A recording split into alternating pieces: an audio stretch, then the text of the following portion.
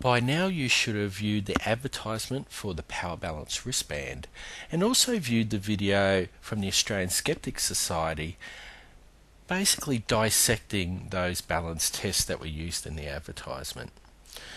And from this I'm hoping that you've deduced that essentially the Power Balance wristband is presented as what we would call a pseudoscience, in that it uses a lot of scientific types of terms and it presents tests which look convincing and look like science, but it really isn't because of some fundamental things that aren't there, which we're going to explore.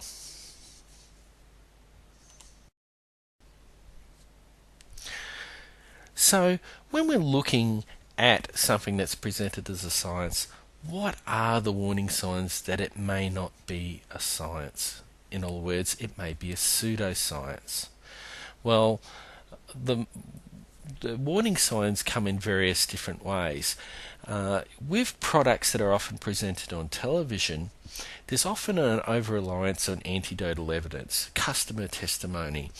Now, this accentuates individual results, which may result from their own personal beliefs or their own expectations. It's not really objective empirical data.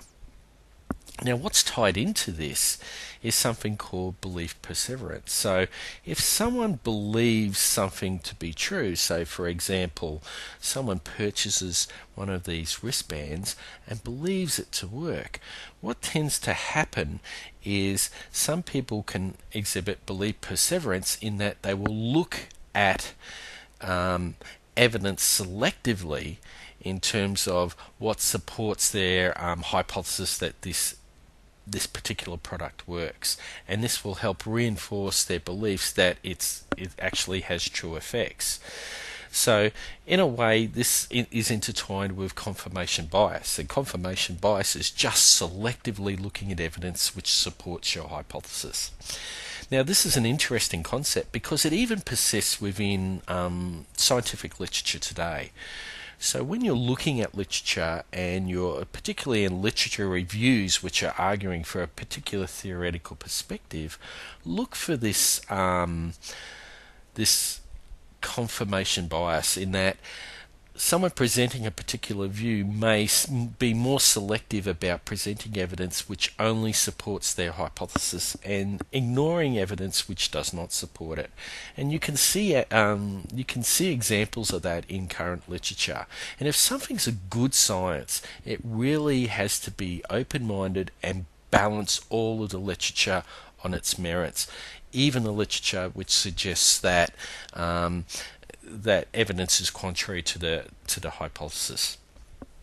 Again, what's linked with that is a lack of self-correction. So, if something's a pseudoscience, it's going to tend to persevere with its hypothesis and not correct based on the evidence provided. Whereas a good science will, or a good theoretical notion in science will have room to change and will have willingness to change and modify based on the presented evidence. And that's often referred to as bootstrapping. But that is quite different from something called ad hoc immunizing hypotheses. And that's the notion that you create an alternative hypothesis to preserve your original hypothesis when the data doesn't fit. A good example of an ad hoc immunizing hypothesis is that when the power balance the power balance band was shown not to be very effective by people such as the Australian Skeptics Society and Australian Consumer Watchdogs, some of the response that came out was that the power balance fields were aligned for the northern hemisphere, and the testing in Australia, which was in the southern hemisphere, explained why the results were coming out the way they did in Australia. And that's a good example of what we would call an ad hoc immunizing hypothesis, a hypothesis that's put together to preserve the original hypothesis. And you need to keep an open mind for looking out for those type of things, even within modern literature, because that type of thing can still be seen in modern scientific literature. So the sign of a good scientific theory and a scientific position is an open-minded skepticism for a range of data, a willingness to test your a particular hypothesis to all types of conditions, willing to modify a hypothesis or bootstrap a hypothesis based on the presented evidence, and unbiased appraisal of all the evidence available. These are signs of a good science. Over-reliance on anecdotal evidence, belief perseverance, selective confirmation bias of the evidence available, and a lack of self-correction in the face of contrary evidence are all signs of a pseudoscience. So again, when you're considering a science versus a pseudoscience, look for things such as confirmation bias, belief perseverance, ad hoc immunizing hypotheses. Things such as bandwagon fallacies. So the idea is that when a group of people get together, they will reinforce their ideas even though it won't be based on science. So a lot of products that are sold on television are, with groups of individuals saying, "Oh, I found that this worked for me," and "Oh, yes, it worked for me," and they reinforce their beliefs, but it's not actually based on any evidence per se. It's just based on confirming what other people are believing or what other people are saying, so it reinforces their own belief perseverance. And they're called bandwagon fallacies. A good science will have scientific skepticism. It will test in an open way and be open to evidence to the contrary to the hypothesis. A hypothesis will be set up where it's falsifiable. And that's the idea that you can set up questions which could potentially disprove your hypothesis. So, for example, when the power balance band was suggested to be not properly aligned for the southern hemisphere, there was really no way to test that, so it became unfalsifiable. Replicability is also another issue that needs to be addressed, in that if you have a hypothesis about, for example, improved balance, that should be replicable across a wide variety of circumstances where you test balance, not just a limited amount of very specific tests. So it needs to be replicable across a different and varying conditions.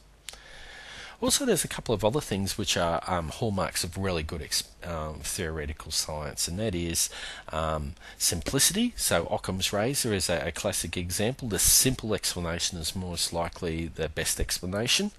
And also the idea that Karl Popper put up of extraordinary claims. The idea is, if you have a theoretical notion, throw out the most radical hypothesis that's directly derived from that theory and test it. So throw your theory up to the most rigorous tests of that theory and try to make extraordinary claims based on that theory and test whether the theory still holds up. So these are the types of things you need to look at when you're considering whether a theory is a sound scientific theory or it's lacking in some areas.